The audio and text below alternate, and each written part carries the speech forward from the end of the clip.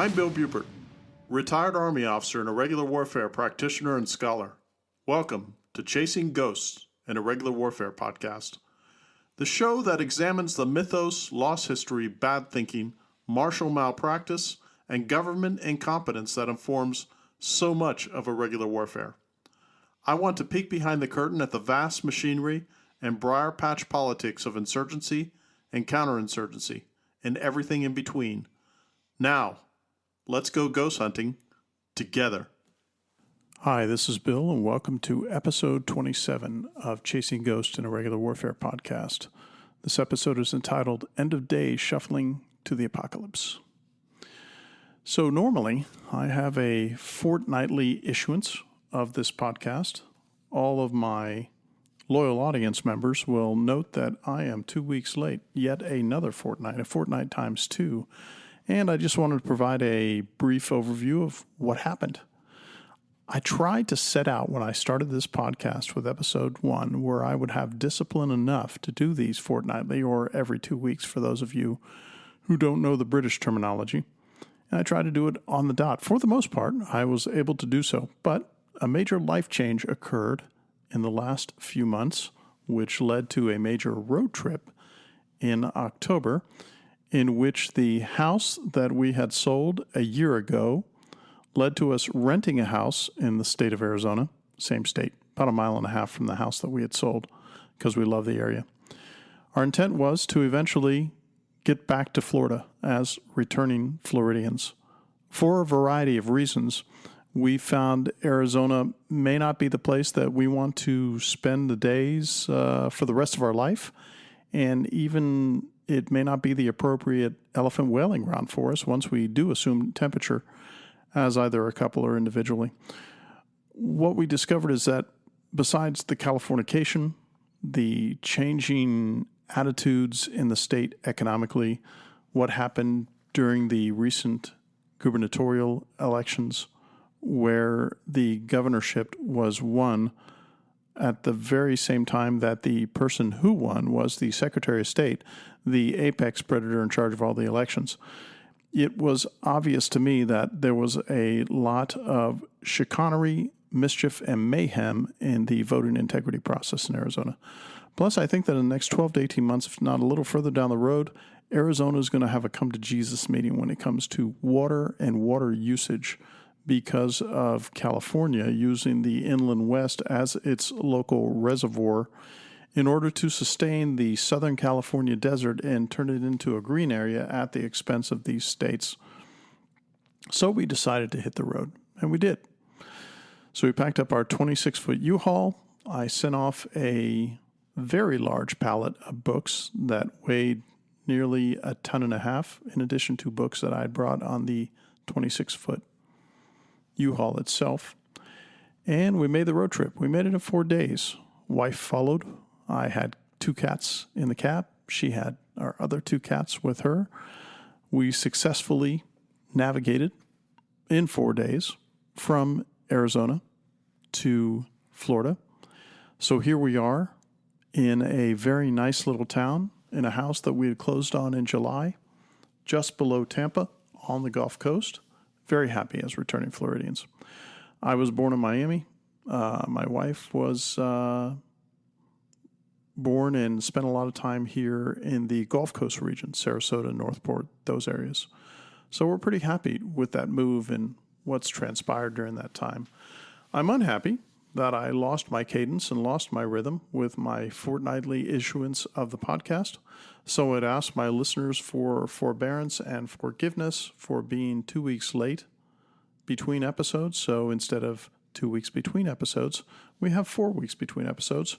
But this will come out Monday morning, and everybody will be able to see that I am not out of business. I have not stopped the podcast, but I am continuing.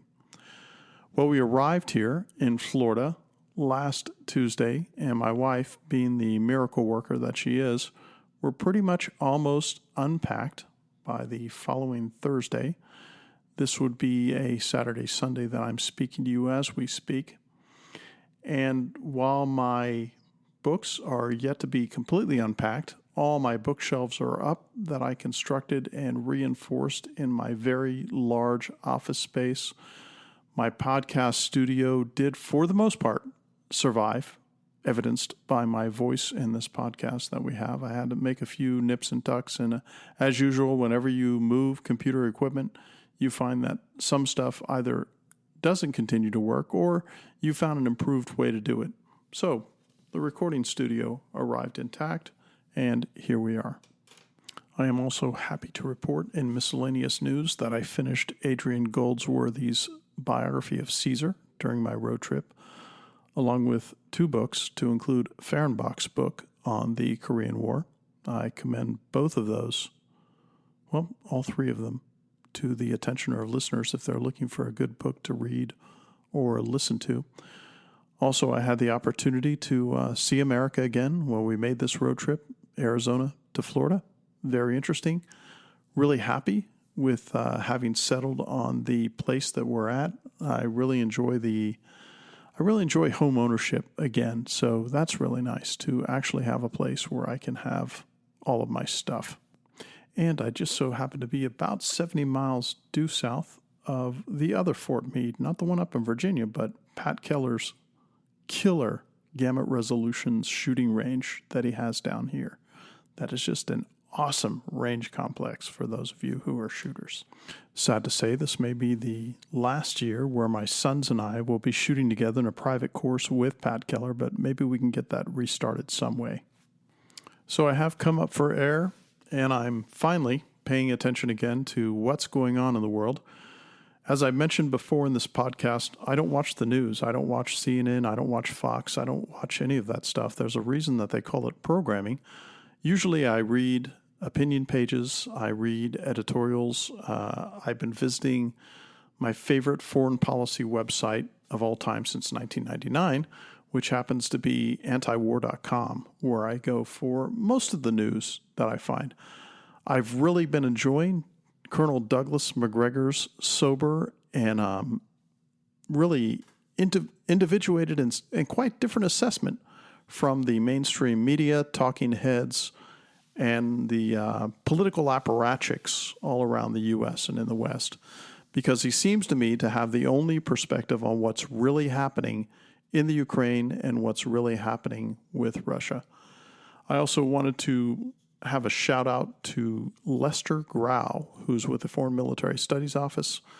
He's getting long in the tooth. If I may repeat a quick story, I arrived in Afghanistan in 2013, loved his books to include The Bear Went Over the Mountain. I get back to Les at that time and I say, hey, Les, can you send me an Urdu and Pashtun version translation of that book? He says, Bill, I'll do you one better. I'll send you both of them, and I'll send them over as soon as I can. 2 to 3 weeks later, half a Connex arrives thanks to Les Grau, because at the time I was advising the Afghan General Staff in Kabul and found it very useful, even though the Afghan people, even in those places, aren't quite the reading culture that those of us on the West are acquainted with. The reason I say that is because a very good colleague of mine, former student and correspondent, we've stayed in touch. Now he's a higher-ranking fellow in the U.S. Army. He and I correspond on a consistent basis. He had the opportunity to spend several hours with Les Grau because, like Macgregor, Grau is probably one of the more sober and realistic observers of what's going on in the regional hegemonic Near East for Russia and what the real deal is. So I enjoyed corresponding with him and finding out how Les is doing. So shout out to you, Les, if you happen to be listening to this or one of your colleagues does, and he can pass it on to you. I owe you a lot for the intellectual favors that you've done me in the past to bring me to the place that I'm at now, where I think I do make more sober and realistic appraisals, especially when it comes to irregular warfare, than a lot of my colleagues, past and present. Last, I did a review and discussion of Paul Avallone's book, which was called Tattoo Zoo, which I called the seminal work in this century of this century's wars in Iraq, Afghanistan, Libya, the Middle East, Horn of Africa, all of those, that really captures the essence of the soldierly profession, the pratfalls and pitfalls of political leadership in uniform and out of uniform, and the absolutely horrific and counterintuitive conclusions and outcomes that occur as a result of a foreign policy in the West that rarely seems to examine the second and third order effects of what it seeks to do when it sends the military in harm's way, especially since 1945. So shout out to you, Paul. We've corresponded, and I hope to make an acquaintance with him and share an adult beverage with him up in another state at a time when I'm going to visit some of my relatives. So I'm looking forward to that. Again, it's one of those happy, serendipitous moments where, through no cause of my own, I happened to find another acquaintance, colleague, and potential friend in Paul after reviewing his book. And he didn't send it to me. He did the hard work, and I found it, and I said, more people need to read this book. Paul Avalon's Tattoo. Well, I don't always try to make this podcast contemporaneously relevant to what's happening today, this week, this month, this past year, whatever the case may be. What I have discovered is that a number of listeners and folks who I know have reached out to me and said, what is your assessment of what recently happened in October with Hamas out of Gaza and their staged invasion, as it were, into Israel proper, and what happened? So we'll talk about that a little bit today, and there it is. The first thing I want to give your attention to is that this is an historical podcast in several ways. Number one, it's the way I read what's happening today, because if you don't know where you've been, you can't possibly know where you are. So you always have to examine the cause and effect and the riff and the rhythm of past events that have driven forward these waves that wash onto the beach of the present and cause us to perceive and react to the world the way it is today. So I have several recommendations. Number one, Daryl Cooper at Martyr Made, one of my favorite history podcasts. One of his first series was, I think it was 5 or 6 episodes, called Fear and Loathing in the New Jerusalem, about the founding of modern Israel. And it ends between 1946 and 1948. I am fond of saying that Newton's third law is quite strident in what it does in human events. And I think that's what we've seen recently with Hamas and other Islamic guerrilla organizations in Israel.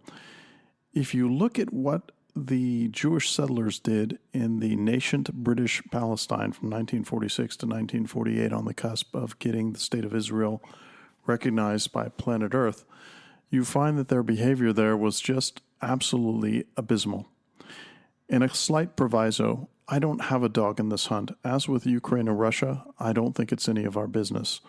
As with Israel and its Arab neighbors, I think that the events that we see there are what happens when you have two recalcitrant and, I would say, irreconcilable neighbors hashing out their territorial disputes in both a nonviolent and a violent faction, and using world opinion to sway what's going to happen in either Israel or on the Arab street. So if you listen to the Martyr Made podcast, which I recommend in its full, you see that neither Arabs nor Jews in this case for the entirety of the 20th century are without sin. And both of them have done a number of things in which they did not do themselves any favor as far as stability in the region.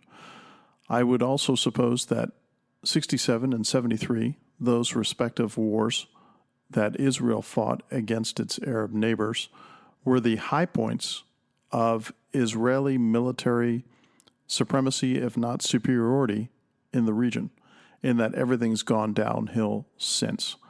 When you look at 1982 and what happened in Lebanon the first time, disaster in so many ways, and it set the roots in the current Gaza conflict in so many ways when you examine that particular kerfuffle. Advance to 2006, and then you have the very ill-timed, ill-equipped, and ill-advised invasion into Lebanon against Hezbollah by the Israelis and the IDF, and the resulting 2007 and 2008 Winograd reports, WINOGRAD. Highly recommend that you read those for a very serious and sober criticism, not only of the IDF's military functions, but also of the perfidy and sheer incompetence of the Israeli government at the time. So again, I urge you to read some of that. I will be reading excerpts in a few minutes about that very thing. We advance forward now to October 2023 with the absolutely horrific Hamas incursions into Israel proper. And let's also remember that in 2006, isn't that a coincidence? It just so happened that Fatah, which had ruled Palestine for the longest time, was overturned by Hamas. And Hamas not only gets its funding through external partners, both Shia and Sunni, to include Iran, to include Saudi Arabia, to include Qatar, but it also gets them through taxing the population, administering things in the population, administering infrastructure, much as Hezbollah did in Lebanon. Not to belabor a moral equivalence here, because the condemnation of Hamas's actions in October 2023 are fully justified. It was barbaric, it was monstrous the way they conducted themselves. But then again, if one were to take a 5, 10, 15-year snapshot of IDF and Israeli police actions in Gaza proper, on its border and such, you start to ask yourself, well, where is it that this is so different from what they were doing, excepting the paragliding operations for insertion and infiltration? What I find most curious about all of this is the bloodthirsty yells for revenge by Israel against Gaza. And of course, that's what started this in the first place. I wouldn't say it's necessarily the Hatfields and McCoys, but I would say that it's almost just as irreconcilable as that family dispute, because nothing is going to make this better, short of rather totalitarian means of quelling this through either the elimination of Israel or the elimination of Gaza or the elimination of the Palestinians. But then again, the Palestinians have been a burr in the saddle of the Arab street since 1945 through 1950. No one wants them. No one wants to provide them safe haven, sanctuary, anything like that. As a result of that, they discover that they're not going to be able to use peaceful means to rectify what's going on. Again, Cooper's podcast gives you, I think, a lot of the necessary background material from a fairly dispassionate perspective on what you need to know for the actual formation of Israel up until 1948. And then from there, there's several other opportunities that you have to get better about what you know about the Middle East, to include a book that I've mentioned several times in the podcast series concerning Armies of Sand, Kenneth Pollock's book concerning the way, while Arab armies cannot conduct themselves in a conventional fashion of warfare, and of course the high tide of that kind of existential martial incompetence was 1973. With Egypt, for instance, you discover that they are quite capable of conducting unconventional, gray zone, and hybrid warfare, just short of conventional, because culturally they just seem absolutely incapable. Even the very redoubtable Jordanians have their own institutional problems when it comes to conventional military operations.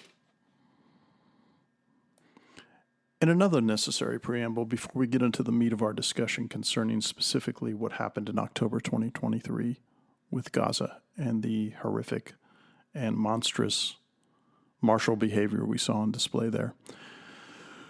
There is a band of conflict that has been brewing, and the kindling has been set, the fire, the coals have been burning, as it were, all the way from, when you look at a map, look at Africa, from the western reaches of Mali, and then trace your finger across that map all the way over in a slight arc, a parabola, to the Pakistan-Indian border.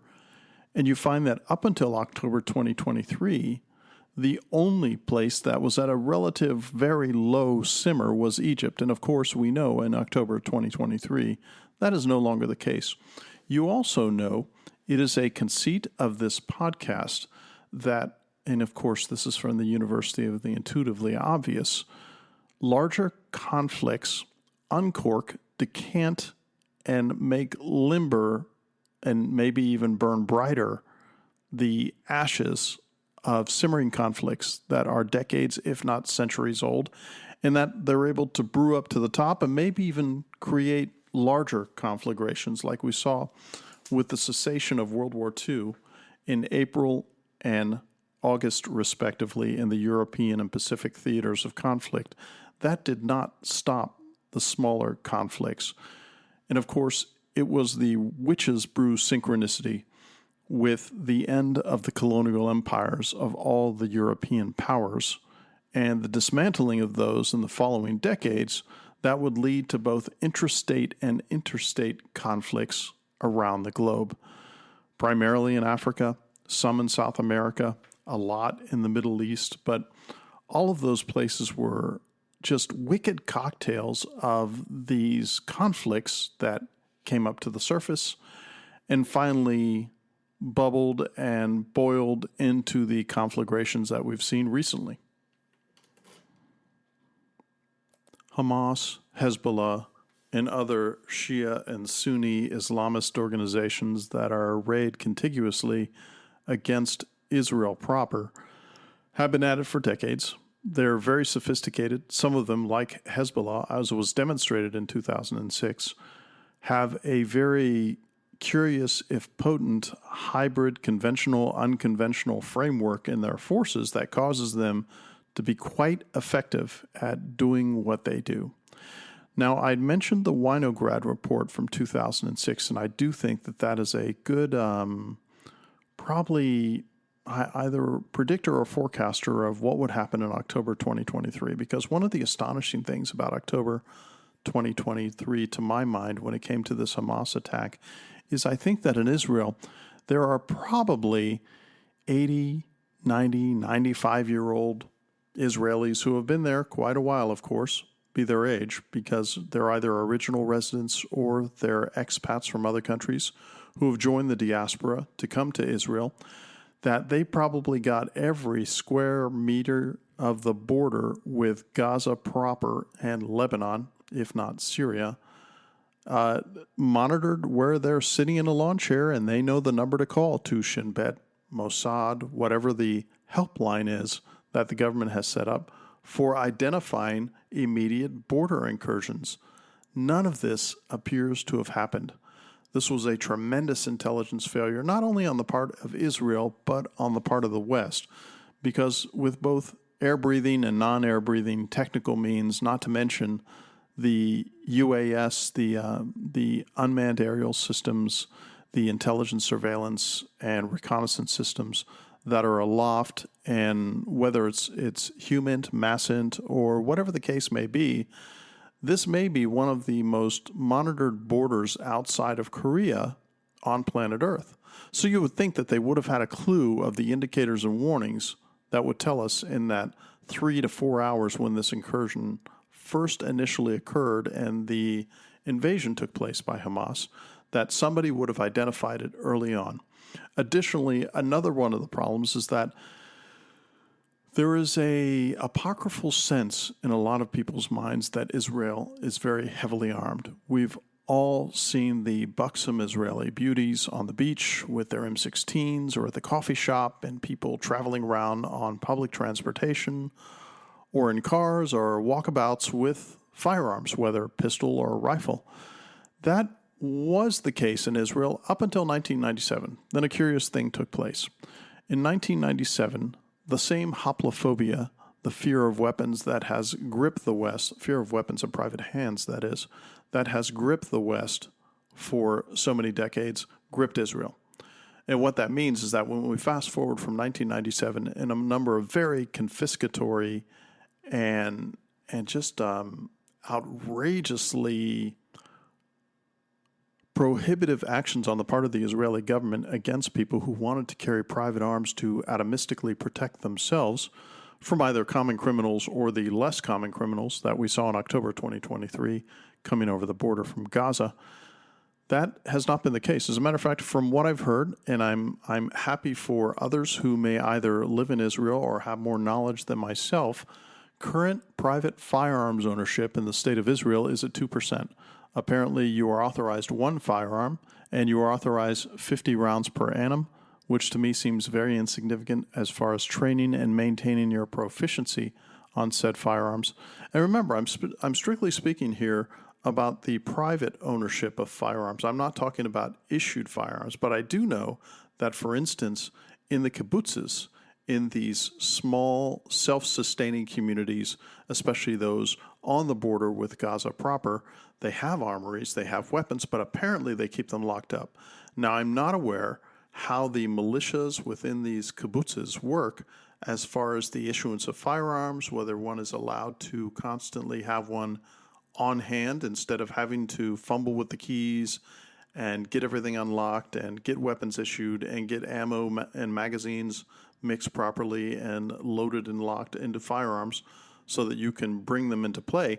But of course, as we know, and we even experienced this in the West, the very best way to stop a carjacking, to stop a violent event and anything like that is for a private citizen to have a firearm at hand with which they can handle whatever the event is that transpired. So I'm not only surprised at the incursion and no indicators or warnings that it would happen, I'm not only surprised at the lack of weapons ownership atomistically allowing them to protect themselves in a much more robust fashion against this kind of apparently, and I put this in air quotes, spontaneous incursion or invasion by Hamas or mischief makers from Gaza or wherever they may be coming from.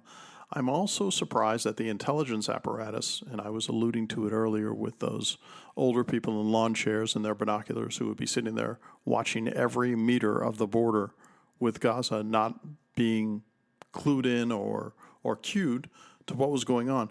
This was also an entirely avoidable intelligence failure. But remember, intelligence failures in the West, and one can certainly characterize Israel as a Western entity.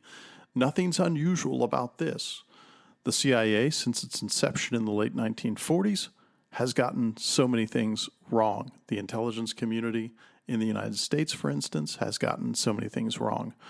Remember that the CIA and other intelligence actors in the intelligence community, not only in America but in the West, were almost completely taken aback and surprised by what happened in 1989 and through 1991 with the fall of the USSR and predicting that would happen. I mean, up until that time, I remember in my training as a young economist, I was exposed to the noxious volumes by Paul Samuelson, where as late as 1986, he was saying that the communist model of economic rationing, price theory, and organization of society was so superior to capitalism that it would soon overtake the capitalist West because it was so good in efficacy and efficiency at what it did that the capitalist West didn't have a chance against it.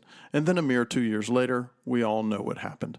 So again, Israel, its entire intelligence apparatus in Mossad, which would be their CIA equivalent, or Shin Bet, which would be their DIA equivalent, and maybe a number of other intelligence organizations, both cloak and dagger and vanilla and black, that I probably don't know what the alphabet soup is. I'm certain that they have a wide variety of intelligence organizations to rival the 15 members of the intelligence community that is here in the United States.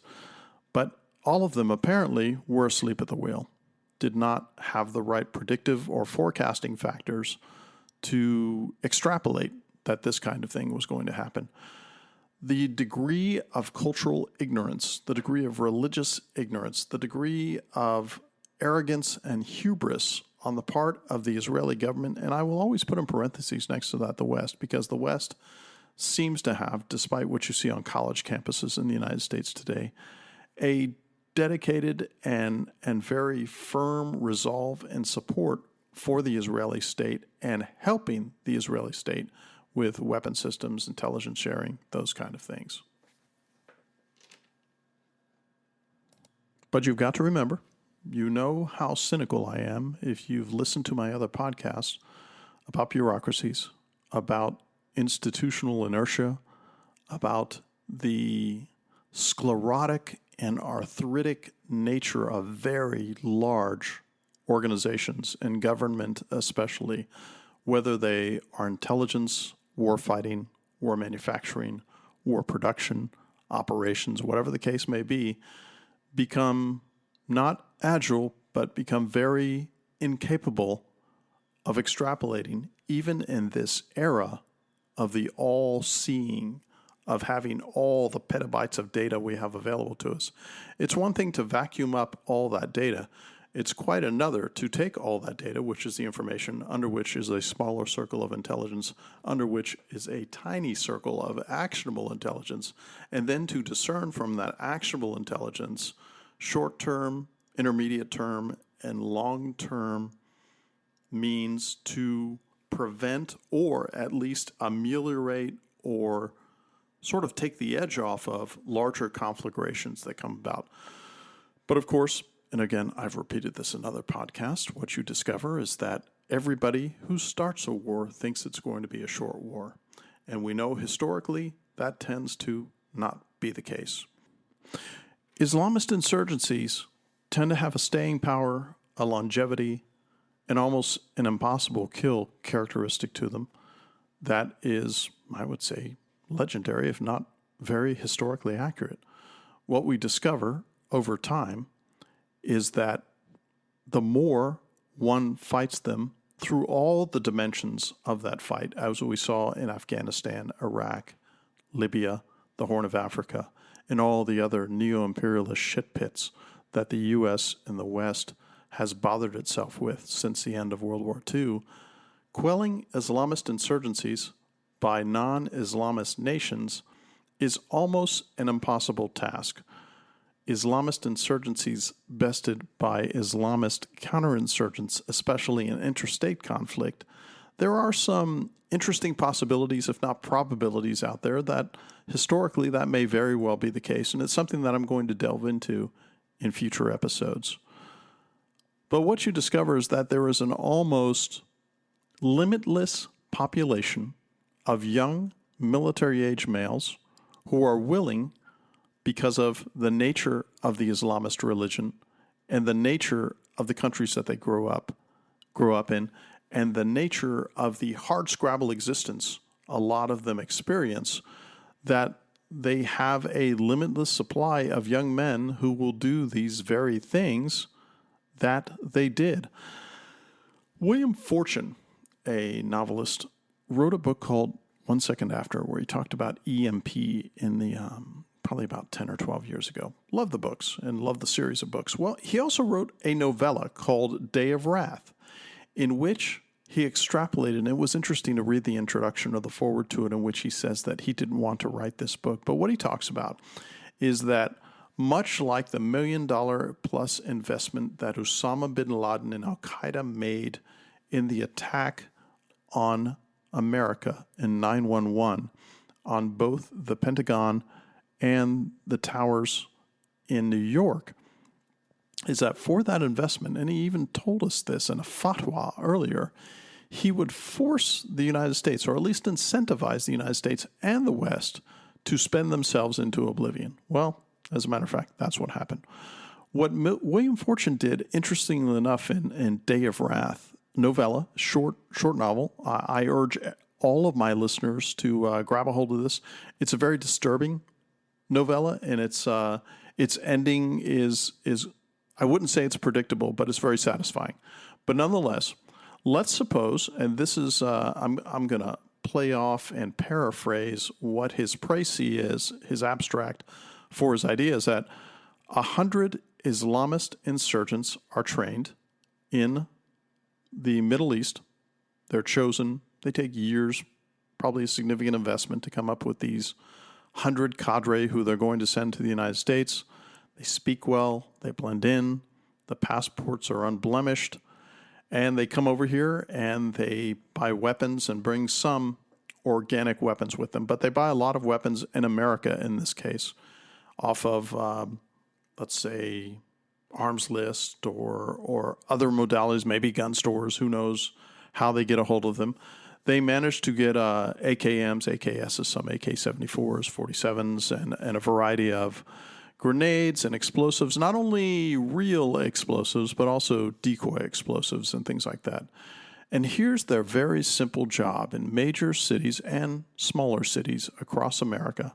This 100-man team splits into 3, 4, 5, 6-man cells, and all they do is they attack, in this case, elementary and middle schools, and then they have themselves stationed on clover leaves and highway arterials that lead to these schools.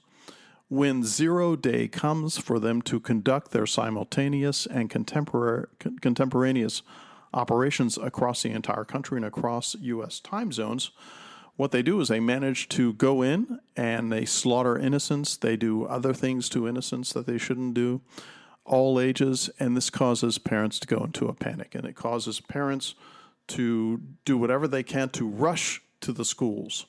And in rushing to the schools, they run into the second echelon front of Islamists who are on the highways causing the traffic jams. And in the traffic jams, they use the traffic jams to use their small arms, grenades, explosives, and things like that to cause all kinds of chaos.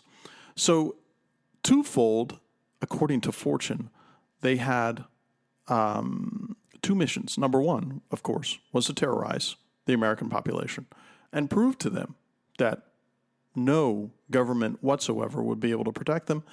And second, like Osama bin Laden's prediction in his fatwa, that the government would react in a fashion that it would rob, diminish, or disintegrate various liberties. And I'm not going to spoil the end of the novel for you to tell you what happens, but it would be predictable for most of you who have been paying attention to the way the world works for the last 2 decades to imagine what the response of the U.S. government would be to this, to either stop future events like it or to at least prevent them.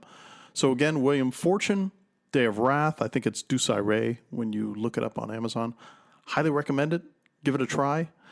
And it sort of riffs and synchronizes with what happened in Gaza in an eerie fashion, what happened with the Hamas incursion from Gaza into Israel proper, where you have these irregular forces that are going in on a shoestring. I mean, the budget for this thing could not compare to the kind of budgets that the West is used to in their Marshall Enterprises, nor was a sufficient logistics footprint necessary for this to be pulled off, because apparently the way it was designed with, if I have my numbers correct, and I know the numbers are going to evolve, 1,500 of the 2,500 to 3,000 militants and insurgents who roared over the border into Israel proper in October 2023 were probably of a mindset that this was a one-way ticket, and they were to do as much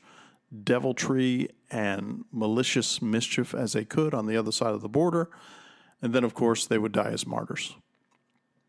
One would think that the possibility for these kind of events would have entered the Israeli mind, not only because they would imagine that the Islamists would do this, but if the IDF were to look at its behavior in Gaza and Lebanon and other areas that it happens to have fought in, they would see an eerie resemblance between what those incursions did and some of the operations that they themselves conducted. But again, the roots of this conflict, the roots of the sterile response, the roots of the impotency of the Israeli military and constabulary factions in besting what happened, and then, of course, the inevitable reaction of wholesale bombing and destruction of buildings and infrastructure in Gaza proper.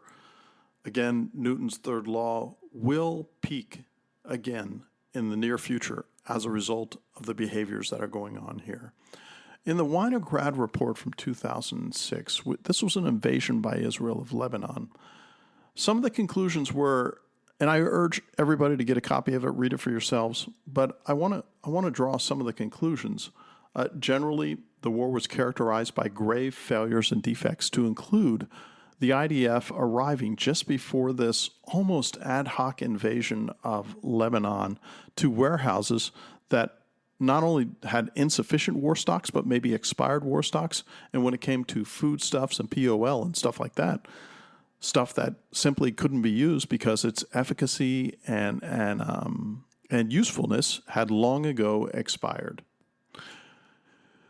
Again, both the military and the political leadership failed to plan and execute the missions of the war in Lebanon in 2006.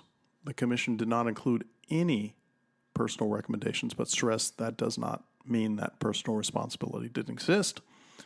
They concluded that the decision to launch a military ground operation 2 days before the approval of the ceasefire agreement at the UN was taken after reasonable and military accommodations. That is simply not true, because you know that they didn't do it properly when that happened. However, the decision to launch a ground operation in the final stages of the war was taken without preparation, with no achievable targets. See what I was talking about with the degradation of their logistics footprint, not to mention the almost blind leading the blind aspects of their intelligence preparation of the battle space when they entered Lebanon at the time. The IDF failed to use its sizable advantages to achieve this victory in fighting against Hezbollah. And in the center of gravity in Israel, which tends to be the tank and aircraft strikes, simply not the best way to do your business when you're fighting a near-conventional foe like Hezbollah when they're surrounded by civilians. The IDF General Staff, this astonished me, did not convene at any point during the war, a fact that proved detrimental to the comprehension and execution of the war's objectives. Now, the Commission stressed the commitment of ground forces, the Air Force, and the reserve forces during the fighting, and how the manpower kerfuffle that occurred as a result of that was just disastrous. I really appreciate the fact that there was a open kimono discussion in their after-action report, in the Winograd Commission report, and other reports, where the Israelis really soberly and realistically looked at themselves and said, what are our shortcomings? What do we do wrong? And what can we do next? Because one thing I didn't read to you about this was the political implications of this, where they went all the way up to the prime minister and said that there was so much incompetence at the political level that it was just breathtaking and astonishing. Now, mind you, did the IDF and the general Israeli political establishment in 2006 take advantage of this by institutionalizing reforms that would have stopped the repeat performance of what happened? Now, mind you, the 2006 invasion of Lebanon was an invasion by Israel proper, and what we have here is an invasion from Gaza by Hamas militants, who, by the way, happen to be Sunni, even though they have Shia and Sunni benefactors in Gaza proper, from Qatar, from the other places that I mentioned earlier, because that Shia-Sunni partnership only happens when they are fighting others, not each other. Because when you look at the Shia crescent from Iran to Bahrain to Syria and to Yemen, you discover that they are arrayed against the Sunni world for the most part. There's a reason in Yemen why the Houthi rebels are being fought against by the Sunni, because the Saudi Arabians are funding most of that war in that civil war conflict as an extra state participant in that particular vicious and barbaric conflict in Yemen. So what I'm predicting here is that if a Winograd Commission report were to come out now, or in the next 6 to 12 months, to assess precisely what happened, that not only allowed this incursion to happen and have the success that it enjoyed as a result of Israeli complacency, incompetence, and inefficiency, but it would benefit the Israelis greatly if this time they took a look at themselves and they took a look at the IDF and their political and diplomatic infrastructure and tried to implement some of these reforms that were hinted at in 2006. So again, I would like to apologize to my listeners for being 2 weeks late in the issuance of this particular podcast because I've been trying to stick to my fortnightly cadence of having new podcast episodes come out. I wanted to thank all my listeners who have been writing me at cgpodcast@pm.me, that's cgpodcast@pm.me, and offering me constructive criticism, critiques, recommendations for future episodes, and just a great conversation and a half dozen folks who I've been able to meet virtually, through the internets, and strike up real good intellectual and other friendships. And I want to say thank you for that. So thanks for listening. This is Bill signing off. This is Bill out.